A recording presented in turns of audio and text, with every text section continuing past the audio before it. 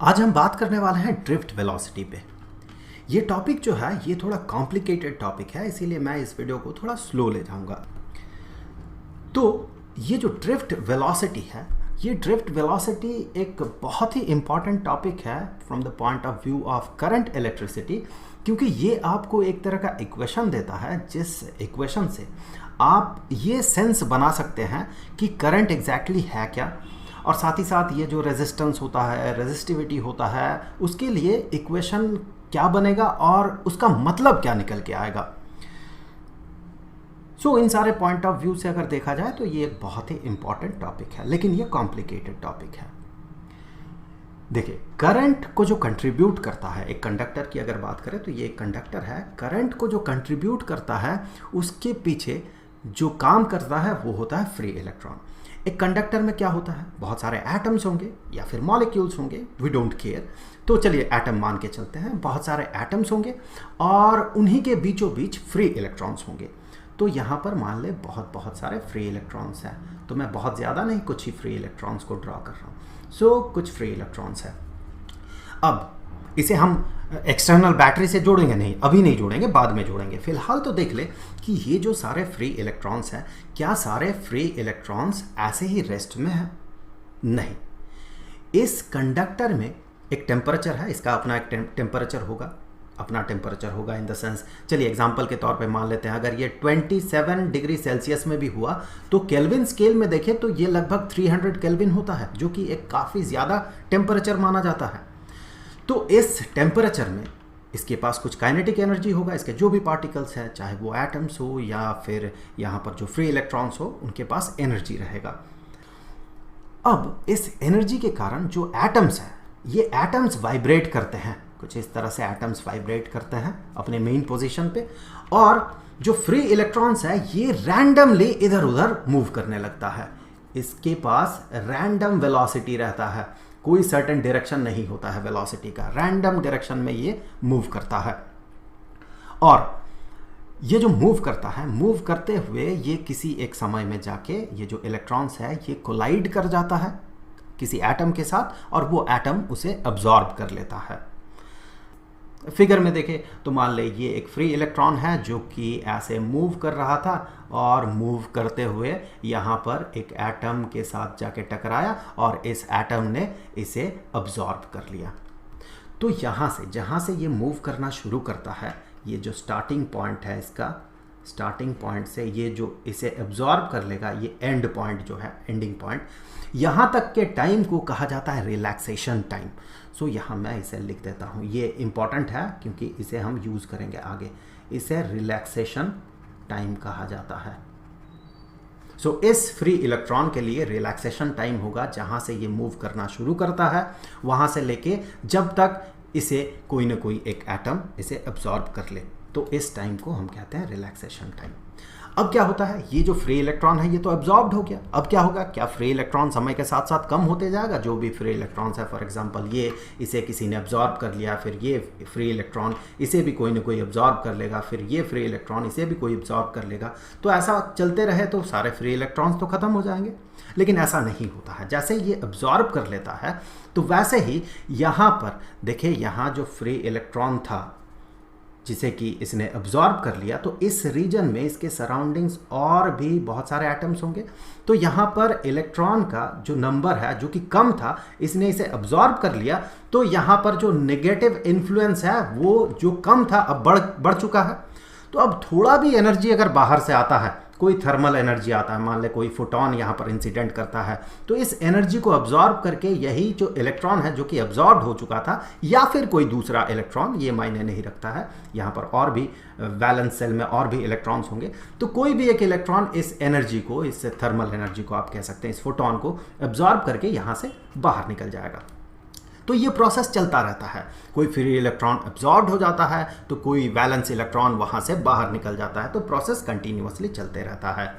तो यहाँ पर देखिए, ये जो फ्री इलेक्ट्रॉन था इसके पास कुछ एक वेलोसिटी था, फॉर एग्जांपल यहाँ पर मान लेते हैं v वेलोसिटी था। जैसे ही इसने अब्जॉर्ब कर लिया तो इसका वेलोसिटी जो है ये 0 बन जाता है। अब यहाँ पर ये जो फ्री इलेक्ट्रॉन है ये फिर से मूव करना शुरू करता है और इसका जो वेलोसिटी होता है ये एक रैंडम वेलोसिटी होता है। कोई प्रेडिक्ट नहीं कर सकता है कि किस डायरेक्शन में किस वेलोसिटी से बाहर निकलेगा। सो ये एक रैंडम वेलोसिटी होता है। तो ये सारे बेसिक चीज़ें हैं जो अभी क्लियर होना चाहिए। अब यहाँ से आगे बढ़ते हैं। यहाँ पर हमने 4 ही फ्री इलेक्ट्रॉन को ड्रॉ किया है फॉर कन्वीनियंस, बहुत ज़्यादा भी हम लोग यहाँ पर ड्रॉ कर सकते थे। यहाँ पर बहुत सारे फ्री इलेक्ट्रॉन्स हैं। तो चारों फ्री इलेक्ट्रॉन्स का जो वेलोसिटीज़ हैं ये तो रैंडम वेलोसिटीज़ है। देखिए, ना तो उनका मैग्नीट्यूड सेम होगा, ना ही डायरेक्शन सेम होगा।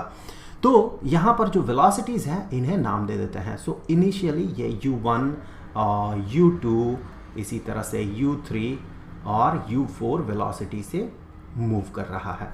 सारे रैंडम वेलोसिटीज़ हैं। अब चूंकि ये सारे वेलोसिटीज़ रैंडम है, बिल्कुल रैंडम, तो यहाँ बड़ा ही ऑब्वियस है कि सारे जो वेलोसिटीज़ हैं इनको अगर आप सम करते हैं, वेक्टर सम अगर परफॉर्म करते हैं तो रिजल्ट 0 मिलेगा। यही तो मैजिक है रैंडमनेस का।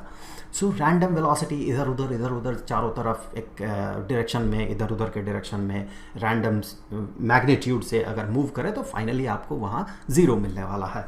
क्योंकि कोई एक्सटर्नल एजेंट भी नहीं है कि इन इलेक्ट्रॉन्स को कोई सर्टेन डायरेक्शन में ड्रॉ करे, तो इसीलिए इन सारे इलेक्ट्रॉन्स का किसी भी एक सर्टेन डायरेक्शन की तरफ अफिनिटी नहीं होता है। देखिए, अगर आप इस कंडक्टर को देखते हैं, क्या कंडक्टर के फ्री इलेक्ट्रॉन्स पे कोई सर्टेन डायरेक्शन में फोर्स अप्लाई हो रहा है? नहीं, सर्टेन डायरेक्शन में नहीं हो रहा है। थर्मल एनर्जी के कारण, थर्मल एजिटेशन के कारण ये रैंडम डायरेक्शन में ये मूव कर रहा। तो कोई भी डायरेक्शन जो है उसका ज़्यादा प्रायोरिटी नहीं है। ना तो इस डायरेक्शन का ज़्यादा प्रायोरिटी है, ना ही इस डायरेक्शन का प्रायोरिटी ज़्यादा है, ना ही ऊपर के डायरेक्शन का प्रायोरिटी ज़्यादा है, ना ही नीचे के डायरेक्शन का प्रायोरिटी ज़्यादा है। इसीलिए ना तो ये सारे फ्री इलेक्ट्रॉन्स किसी इस सर्टेन डायरेक्शन में मूव करेंगे, ना ही इस सर्टेन डायरेक्शन में मूव करेंगे। सो नेट रिजल्ट जो होना चाहिए, नेट रिजल्ट कुछ ऐसा होना चाहिए कि समेशन ऑफ यू जो है ये बराबर होना चाहिए 0 के।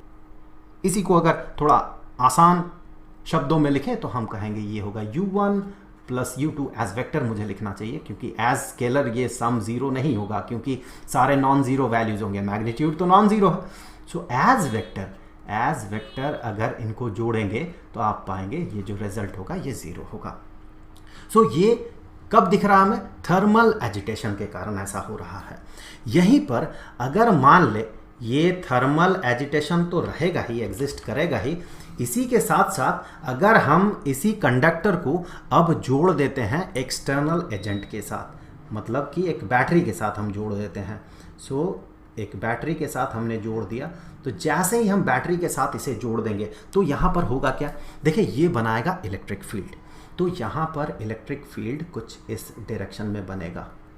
इलेक्ट्रिक फील्ड जब इस डायरेक्शन में बनेगा तो जो भी फ्री इलेक्ट्रॉन्स थे, यहाँ पर फ्री इलेक्ट्रॉन एक हमने ड्रॉ किया था, यहाँ पर ड्रॉ किया था, यहाँ पर और यहाँ पर, जो वेलोसिटीज़ था, जो रैंडम वेलोसिटीज़ था वो कुछ ऐसा था।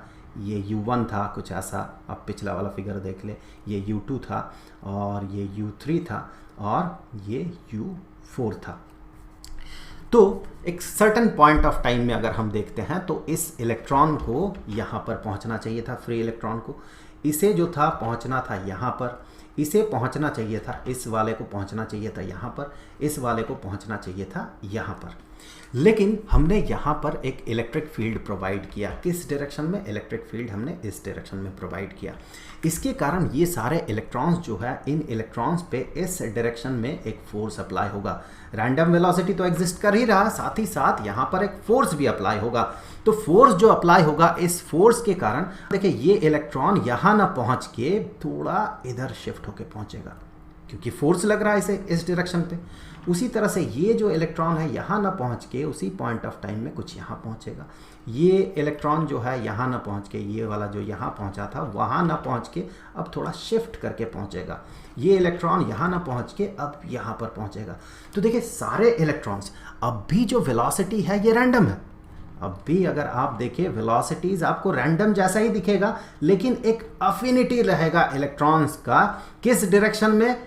बाईं तरफ जाने का एक एफिनिटी रहेगा, क्योंकि इन पे बाईं तरफ एक फोर्स अप्लाई हो रहा है। यहाँ ना पहुँच के ये यहाँ पहुँच जाएगा, थोड़ा बाईं तरफ पहुँचेगा, यहाँ ना पहुँच के ये थोड़ा बाईं तरफ पहुँचेगा, यहाँ ना पहुँच के थोड़ा बाईं तरफ यहाँ ड्रिफ्ट करेगा, यहाँ ना पहुँच के ये यहाँ पहुँचेगा। तो सारे इलेक्ट्रॉन्स जो है रैंडमली हमें दिख रहा है, रैंडम मोशन है, लेकिन इसमें एक ड्रिफ्ट हो रहा है इस डायरेक्शन में।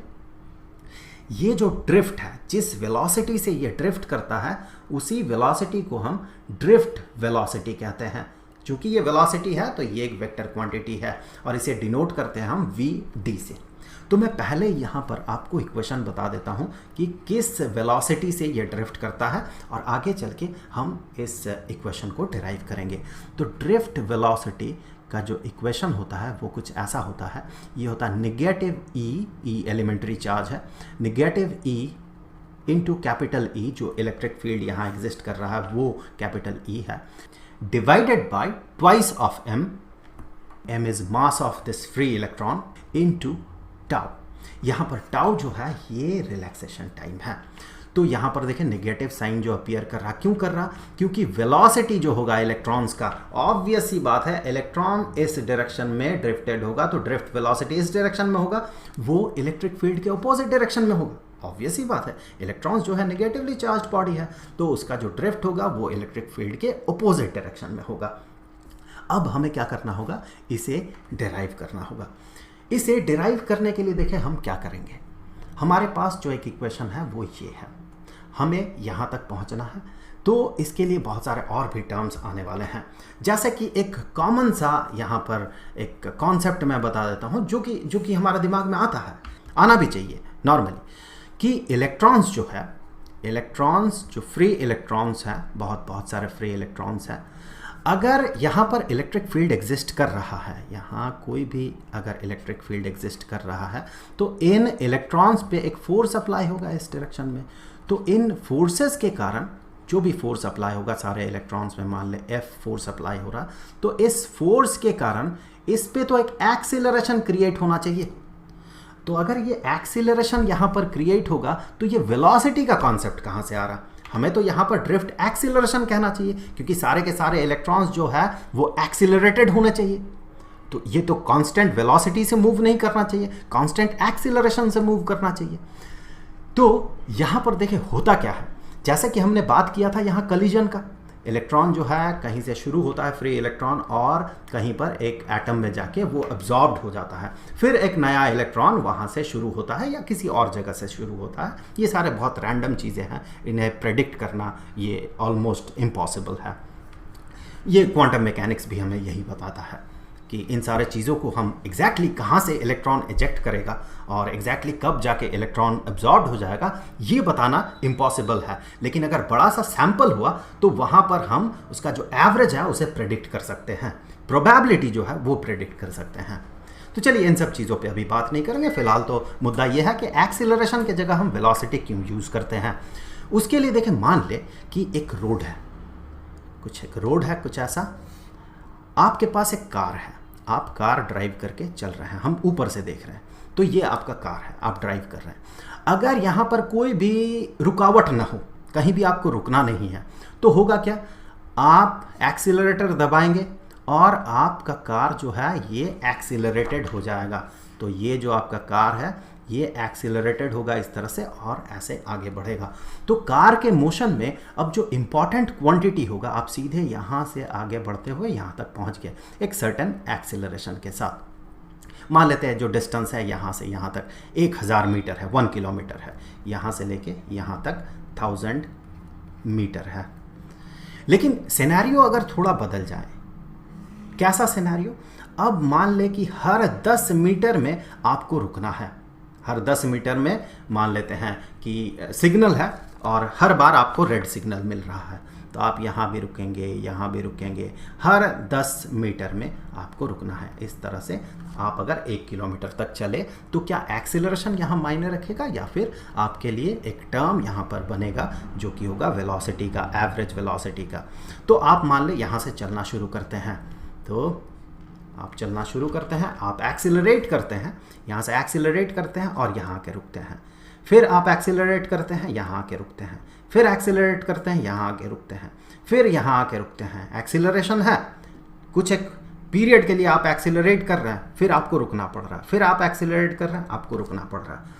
तो ऐसे स्थिति में देखिए, मान ले आपका एक्सीलरेशन ए है और यहाँ से यहाँ तक का जो डिस्टेंस है ये 10 मीटर है। हर 10 मीटर में आपको रुकना है। तो मान ले यहाँ से आपको यहाँ तक पहुँचने में टाइम जो लगा ये 2 सेकंड का टाइम लगा, 2 सेकंड का टाइम लगा। तो यहाँ पर आप देखिए, आप कह सकते हैं कि यहाँ आपका एक एवरेज वेलोसिटी है। सो एवरेज वेलोसिटी जो है आप कह सकते हैं, यहाँ पर उसका मैग्नीट्यूड लिख रहा हूँ मैं सिर्फ, वो है 5 मीटर पर सेकंड। यहाँ पर ये एवरेज वेलोसिटी वाला टर्म आपके लिए हेल्पफुल होगा। क्यों होगा? क्योंकि अगर मान ले आपसे पूछ लिया जाता कि 30 मीटर चलने में आपको कितना समय लगेगा, तो ध्यान से देखिए, आप यहाँ से एक्सीलरेट कर रहे हैं, यहाँ तक पहुँच रहे हैं, फिर रुक रहे हैं, 2 सेकंड लगा। फिर यहाँ से एक्सीलरेट करके यहाँ तक पहुँचे आप, 2 सेकंड लगा। फिर यहाँ से यहाँ तक पहुँचने में आपको 2 सेकंड लगा, तो टोटल 6 सेकंड्स लग गए। अगर यहाँ पर आपने एवरेज वेलोसिटी पता लगा लिया, एवरेज वेलोसिटी कितना था, 10 मीटर चलने में आपको 2 सेकंड लगता है। फिर आप शुरुआत करते हैं, प्रोसेस को रिपीट करते हैं, फिर 10 मीटर चलने में आपको फिर 2 सेकंड लगेगा, फिर 10 मीटर चलने में फिर 2 सेकंड लगेगा, तो टोटल 6 सेकंड लग गया। कहाँ तक पहुँचने में? 30 मीटर तक पहुँचने में। तो अब ये जो 5 मीटर पर सेकंड जो एवरेज वेलोसिटी है आपका, ये अब आपके लिए हेल्पफुल होगा। क्यों? क्योंकि 30 मीटर चलने में आपको कितना समय लगेगा? देखिए 6 सेकंड लग रहा, आप इस एवरेज वेलोसिटी से भी पता लगा सकते हैं। 30 मीटर चलने में 5 मीटर पर सेकंड के एवरेज वेलोसिटी से आपको समय लग जाएगा 6 सेकंड। हाँ, अगर कहा जाए 35 मीटर 35 मीटर चलने में, 35 मीटर चलने में आपको कितना समय लगेगा, तब एक एरर आएगा यहाँ पर। अगर आप इतना प्रोफिशिएंट हैं इन सारे चीज़ों में तो आप समझ सकते हैं यहाँ पर एक छोटा सा एरर आएगा। लेकिन लॉन्ग टर्म में अगर देखा जाए, 1 किलोमीटर 2 किलोमीटर 4 किलोमीटर इस तरह के लॉन्ग टर्म में और एक लॉन्ग टाइम में देखा जाए, तो जो एरर है, जो उसका परसेंटेज है, वो बहुत कम होगा। और साथ ही साथ ये कंप्यूटेशनल ईज देता है, ये आसानी देता है हमें। सो ये ईज के लिए हम इस प्रोसेस को यूज़ करते हैं, यहाँ पर जो एवरेज वेलोसिटी है वो वाले प्रोसेस को।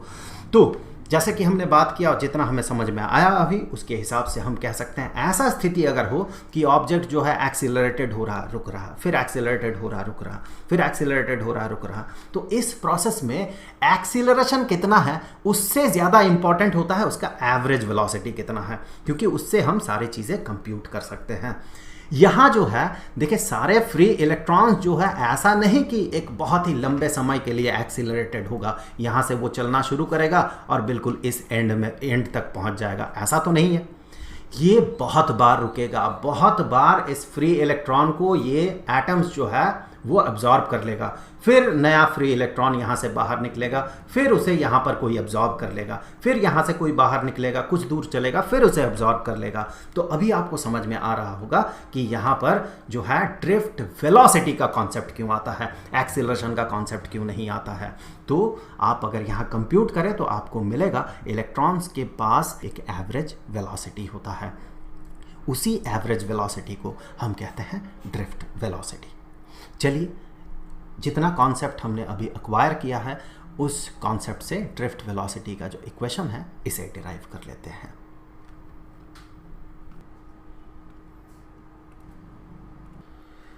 तो चलिए, ड्रिफ्ट वेलोसिटी का जो एक्सप्रेशन है इसे अब हम डिराइव कर लेते हैं। तो जैसे कि हमने बात किया, यहाँ पर जो भी फ्री इलेक्ट्रॉन्स है उनका अगर सारे का इंडिविजुअल वेलोसिटीज़, रैंडम वेलोसिटीज़ जो है ड्यू टू थर्मल एजिटेशन, इन सब को अगर आप जोड़े तो वो 0 होना चाहिए। तो पहले इक्वेशन के तौर पे इसे लिख लेते हैं।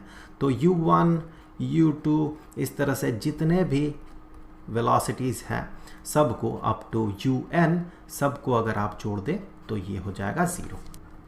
अब जैसे ही कंडक्टर को external agent that mean battery के साथ जोड़ दिया जाता है तो इसके अंदर बनेगा इलेक्ट्रिक फील्ड। उस इलेक्ट्रिक फील्ड के कारण ये जो इलेक्ट्रॉन्स है, फ्री इलेक्ट्रॉन्स है, इस पे लगेगा एक फोर्स।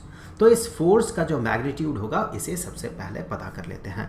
तो यहाँ पर ये जो फोर्स बनेगा, फोर्स जो अप्लाई होगा सारे फ्री इलेक्ट्रॉन्स पे, सब पे बराबर फोर्स अप्लाई होगा, क्योंकि इलेक्ट्रिक फील्ड जो है थ्रू आउट द कंडक्टर ये कांस्टेंट है और सारे के सारे इलेक्ट्रॉन्स जो है उनका चार्जेस जो है सेम है।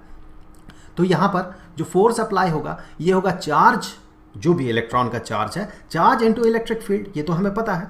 So electrostatic force is equal to जिस पॉइंट पे चार्ज रखा हुआ है उस पॉइंट का इलेक्ट्रिक फील्ड इनटू जो चार्ज है उसका मैग्नीट्यूड। तो यहाँ पर इलेक्ट्रॉन का चार्ज कितना हम मानते हैं, नेगेटिव एलिमेंट्री चार्ज E, और इलेक्ट्रिक फील्ड यहाँ जो है इसे मल्टीप्लाई कर दें। यहाँ पर ये नेगेटिव साइन जो है बड़ा ऑब्वियस है समझना यहाँ से, क्योंकि इलेक्ट्रिक फील्ड का डायरेक्शन और फोर्स का डायरेक्शन अपोजिट होगा एक दूसरे के। इलेक्ट्रिक फील्ड अगर इस डायरेक्शन में लगेगा तो इलेक्ट्रॉन पे फोर्स अपोजिट डायरेक्शन में लगेगा। इस आप ऐसे भी समझ सकते हैं, उसीलिए यहाँ पर नेगेटिव साइन है। वैसे अगर स्ट्रिक्टली देखा जाए तो ये नेगेटिव साइन इलेक्ट्रॉन का जो नेगेटिव नेचर का चार्ज है उसके कारण आ रहा है। अब जो फोर्स है, इस फोर्स के कारण इलेक्ट्रॉन्स पे एक एक्सेलरेशन क्रिएट होगा, लॉन्ग टर्म के लिए नहीं, ठीक है, लेकिन एक शॉर्ट पीरियड ऑफ टाइम के लिए ये एक्सेलरेशन एप्लीकेबल होगा। जैसे यहाँ से अगर ये शुरू करेगा, यहाँ पर ये एब्जॉर्ब्ड हो जाएगा फ्री इलेक्ट्रॉन, तो इस पूरे पाथ में ये एक्सेलरेटेड होगा। यहाँ पर इसका इनिशियल वेलोसिटी दिखेगा, मान ले u, और यहाँ पर जो है इसका फाइनल वेलोसिटी दिखेगा। यहाँ पर फाइनल वेलोसिटी जस्ट एब्जॉर्ब होने से पहले, एब्जॉर्ब हो जाएगा तो इसका वेलोसिटी जीरो हो जाएगा। वैसे देखा जाए ये रिवॉल्व करेगा, लेकिन उस सेंस में नहीं, बल्कि फ्री मूवमेंट के सेंस में इसका वेलोसिटी जीरो हो जाएगा। लेकिन एब्जॉर्प्शन के ठीक पहले इसका जो वेलोसिटी होगा ये मान लेते हैं v है। तो जो पहला पार्टिकल होगा, पहला फ्री इलेक्ट्रॉन होगा, उसके लिए हम u1 मानेंगे इनिशियल वेलोसिटी और फाइनल वेलोसिटी v1, दूसरे के लिए u2 और v2। इस तरह से हम इक्वेशंस बनाएंगे। तो जो यहाँ पर एक्सेलरेशन होगा इस पूरे प्रोसेस में, ये एक्सेलरेशन जो है हम कह सकते हैं, ये जो एक्सेलरेशन होगा ये बराबर होगा जो फोर्स अप्लाई किया जा रहा फ्री इलेक्ट्रॉन पे, वो फोर्स डिवाइडेड बाय एक इलेक्ट्रॉन का जो मास है वो, ये m। सो यहाँ पर ये जो m अपीयर करेगा ये m होगा मास ऑफ इलेक्ट्रॉन। सो इतना एक्सेलरेशन उस पर क्रिएट होगा, सारे के सारे इलेक्ट्रॉन्स पे वो अप्लाई होगा, फ्री इलेक्ट्रॉन्स पे। अब हम कैसा इक्वेशन बनाएंगे, यहाँ से देखिए सारे फ्री इलेक्ट्रॉन्स के पास, अगर पहले वाले को कंसीडर करते हैं तो उसके पास इनिशियल वेलोसिटी u1 था, उसके पास कुछ एक्सेलरेशन हुआ, उस एक्सेलरेशन के कारण एक प्रोसेस में, एक पाथ में, इतना सा पाथ में उसका एक फाइनल वेलोसिटी बनेगा। कितनी देर तक ये मूवमेंट होगा, रिलैक्सेशन टाइम तक ये मूवमेंट होगा, फिर जाके वो अब्जॉर्ब्ड हो जाएगा। तो यहाँ से हम कह सकते हैं V1, चलिए दूसरा कलर यूज करते हैं। सो V1 जो कि पहला इलेक्ट्रॉन का फाइनल वेलोसिटी होगा अब्जॉर्प्शन से ठीक पहले, ये V1 ये बराबर होना चाहिए U1 प्लस जो एक्सेलरेशन है, एक्सेलरेशन इनटू रिलैक्सेशन टाइम। तो मान लेते हैं पहला का जो रिलैक्सेशन टाइम है, पहला फ्री इलेक्ट्रॉन जिसे कंसीडर कर रहे हैं उसका रिलैक्सेशन टाइम τ1 है, उसी तरह से दूसरे का τ2, तीसरे का τ3, इस तरह से हम कंसीडर करेंगे। इसका मतलब क्या है कि τ1 समय तक एक फ्री इलेक्ट्रॉन को अगर a एक्सेलरेशन मिलेगा जिसका कि इनिशियल वेलोसिटी u1 था, उसका फाइनल वेलोसिटी v1 होगा। यही तो इक्वेशन है कि final velocity is equal to initial velocity plus acceleration into time. So यहाँ से अगर हम इसके जगह पे यहाँ से वैल्यू पुट करते हैं, यहाँ और f के जगह ये वाला वैल्यू पुट करते हैं, तो देखिए इक्वेशन क्या बनने वाला है।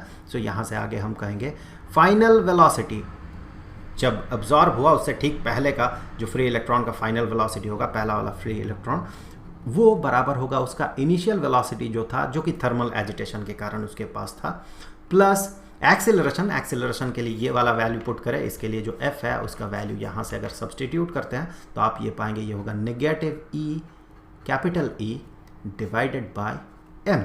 तो ये हो गया एक्सेलरेशन। तो वही वैल्यू यहाँ पर पुट करते हैं, तो यहाँ से हम कहेंगे ये होगा negative E divided by m। ये तो हो गया एक्सेलरेशन, ये वाला, उसके साथ हम मल्टीप्लाई करेंगे τ1 को। तो ये जो है v1, ये तो पहला फ्री इलेक्ट्रॉन का फाइनल वेलोसिटी है, और उसका जो इनिशियल वेलोसिटी था वो ये था। तो पूरे पाथ में उसका एवरेज वेलोसिटी कितना होगा, पहला वाला जो फ्री इलेक्ट्रॉन था उसका एवरेज वेलोसिटी क्या होगा। क्या एवरेज वेलोसिटी को आप u1 या v1 कंसीडर करेंगे। देखिए एक पाथ है, जैसे कि आप जो कार वाला एग्जांपल हमने लिया था, वहाँ पर आप कार ड्राइव कर रहे थे, तो इस पूरे पाथ में, पूरे प्रोसेस में आप यहाँ से मूव करना शुरू करते हैं और यहाँ पर आके रुकते हैं। रुकने से ठीक पहले आपका फाइनल वेलोसिटी अगर v होता है और आप अगर चलना शुरू करते हैं u से, तो इस पूरे पाथ में अगर आपका जो एक्सीलरेशन है ये अगर कांस्टेंट हो, ये कांस्टेंट एक्सीलरेशन हो, तो आप कह सकते हैं यहाँ पर जो एवरेज वेलोसिटी होगा ये होगा u plus v divided by 2। यहाँ पर एनसीईआरटी फॉल्टर करता है। अकॉर्डिंग टू एनसीईआरटी यहां पर v1 को ही ड्रिफ्ट वेलोसिटी के तौर पे, ये जो एवरेज, इसका जो एवरेज निकलेगा इसी को ड्रिफ्ट वेलोसिटी के तौर पे कंसीडर कर लिया गया है। जो इलेक्ट्रॉन्स का कलिजन से या अब्सॉर्प्शन से पहले का, जस्ट पहले का जो फाइनल वेलोसिटी है उसका एवरेज को ड्रिफ्ट वेलोसिटी मान लिया गया है। ये एनसीईआरटी पे तो है ही, और एनसीईआरटी को कॉपी करने वाले बहुत सारे ऐसे भी किताब हैं जिन पे आपको ये मिल जाएगा। आप कोई ऑथेंटिकेटेड किताब अगर फॉलो करते हैं, एच.सी. वर्मा के कॉन्सेप्ट्स ऑफ फिजिक्स अगर देख ले, या फिर डेविड ग्रिफिथ का अगर किताब इलेक्ट्रोमैग्नेटिज्म पे जो किताब है उसे अगर आप फॉलो करते हैं, आई थिंक नाम उसका इलेक्ट्रोडायनेमिक्स है, जो भी है वो जो किताब है, वैसे किताब अगर आप फॉलो करेंगे तो आप समझ जाएंगे कि फॉल्ट कहाँ पर है। यहाँ पर ये जो है ये एवरेज वेलोसिटी नहीं होगा पहला इलेक्ट्रॉन का, पहला फ्री इलेक्ट्रॉन का, ये इसका फाइनल वेलोसिटी होगा। एवरेज वेलोसिटी पता करने के लिए हमें u1 और v1 को जोड़ के 2 से डिवाइड करना होगा। तो यहाँ से अब हम कहेंगे कि जो एवरेज वेलोसिटी होगा, average velocity of first free electron, ये एवरेज वेलोसिटी होगा u1 plus v1 divided by 2।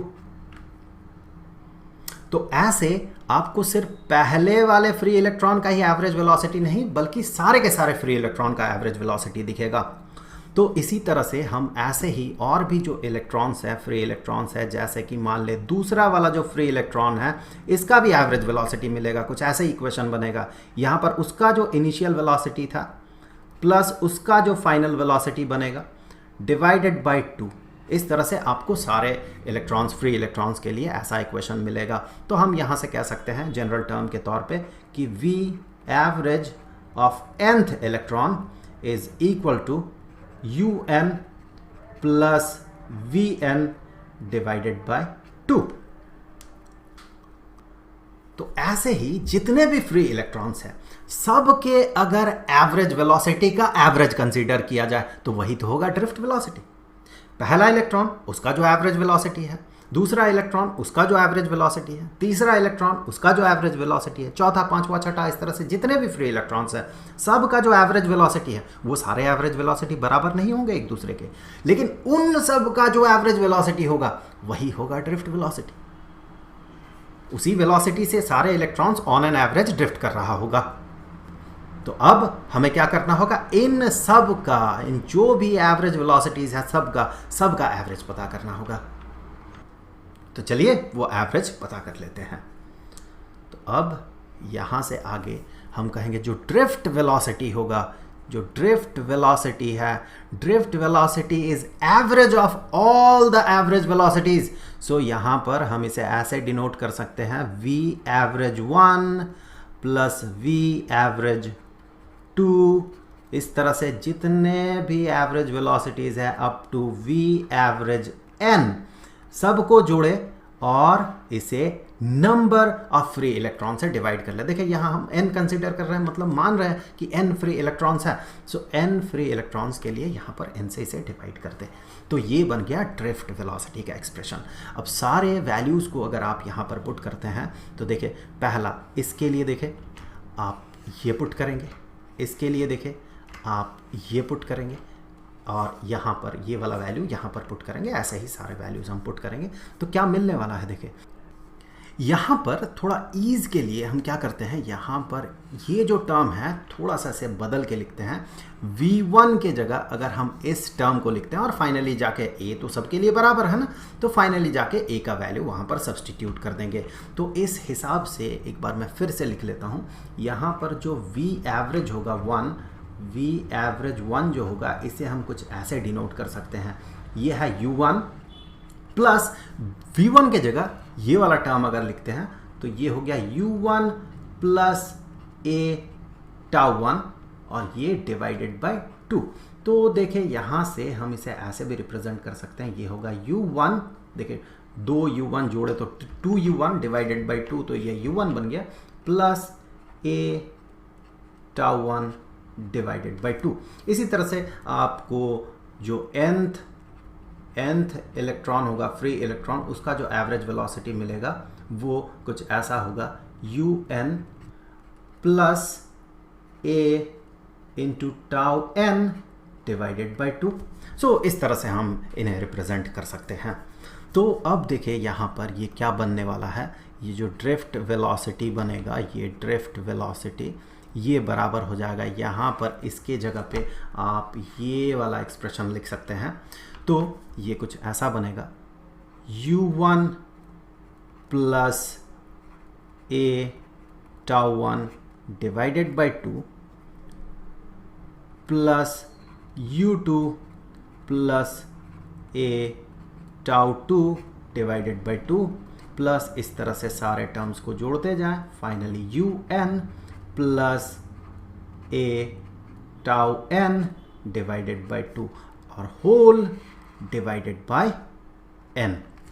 तो इसे हम दो पार्ट में स्प्लिट कर लेंगे, पूरा जो सीरीज है इसे दो पार्ट में स्प्लिट करेंगे। एक पार्ट में ये u वाला टर्म को एक साथ रखेंगे, तो जैसे ही हम वैसा करते हैं तो ये बन जाएगा u1 प्लस u2 प्लस इस तरह से जोड़ते जाएं up to un divided by n। हमने ऐसा क्यों किया, देखिए यहाँ पर ये जो सम होगा ये ज़ीरो होगा, ये वेक्टर सम है, ये ज़ीरो होगा, हमने पहले ही बात कर लिया इस पे। ये सारे जो है ये रैंडम वेलोसिटीज है ड्यू टू थर्मल एजिटेशन, जो कि इनिशियल वेलोसिटी के तौर पे वहाँ पर एप्लीकेबल है। प्लस यहाँ से देखिए अब ये जो सारे टर्म्स हैं ये एक साथ जुड़ेंगे। सो यहाँ से हम क्या कर सकते हैं, देखिए a τ1 प्लस ये जो 2 है डिनोमिनेटर वाला, इसे यहाँ के डिनोमिनेटर में भेज देंगे, दैट मीन यहाँ पर 2n कर देंगे इसे। सो a τ1 प्लस a τ2 इस तरह से हम जोड़ते हुए चलेंगे कहाँ तक, a τn तक। सो अब यहाँ से आगे बढ़ेंगे, जैसे कि हमने बात किया ये जो पूरा का पूरा टर्म है ये जो सम होगा ये ज़ीरो होगा, तो ओवरऑल ये जो एक्सप्रेशन बनेगा ये ज़ीरो बन जाएगा। सो यहाँ से आगे हम कहेंगे ये होगा ज़ीरो प्लस यहाँ पर देखें a जो है सब में कॉमन है, तो a को यहाँ से बाहर निकालें और ये आगे वाला जो एक्सप्रेशन होगा कुछ ऐसा होगा, τ1 प्लस τ2 इस तरह से जितने भी रिलैक्सेशन टाइम्स है सारे इलेक्ट्रॉन्स के रिलैक्सेशन टाइम्स उनको जोड़े डिवाइडेड बाय 2n। यहाँ पर इस 2 को यहाँ से बाहर निकाल देते हैं, 2 को यहाँ भेज देते हैं। सो ये बन गया इसका एक्सप्रेशन। यहाँ से देखिए ये क्या है, ये है पहला इलेक्ट्रॉन का रिलैक्सेशन टाइम प्लस दूसरे का रिलैक्सेशन टाइम, इस तरह से सारे इलेक्ट्रॉन्स का रिलैक्सेशन टाइम, फ्री इलेक्ट्रॉन्स का relaxation time divided by number of electrons, तो ये हो गया एवरेज रिलैक्सेशन टाइम। सो ये जो टर्म है ये एवरेज रिलैक्सेशन टाइम है टाउ, जो कि है एवरेज रिलैक्सेशन टाइम। मैं इन शॉर्ट लिख रहा हूँ एवरेज रिलैक्सेशन टाइम, तो यहाँ मैं x लगा दूँ तो बेहतर समझ में आएगा।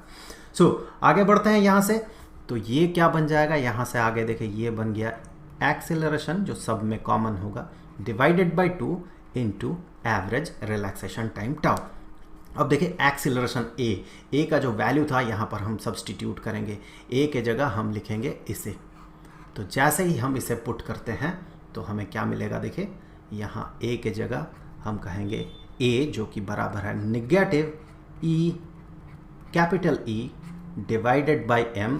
ये तो हो गया a इंटू ये जो 2 है ये वाला 2 इसे यहाँ लिखें हाफ इंटू ये टाउ। तो इसे अब अगर हम सजा के लिखते हैं तो हमें मिलेगा ड्रिफ्ट वेलोसिटी जो है ये बराबर हो जाएगा negative e capital E divided by twice of m into relaxation time tau. तो ये मिल गया हमें फाइनल एक्सप्रेशन ड्रिफ्ट वेलोसिटी के लिए।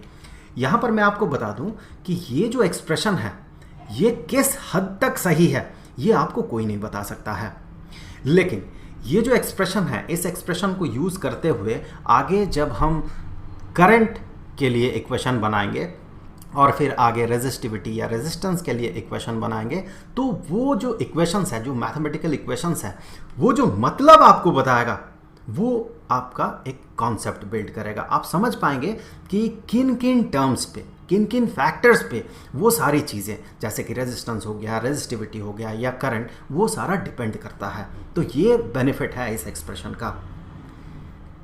तो आई होप कि ये वीडियो आपके लिए हेल्पफुल रहा होगा। आगे के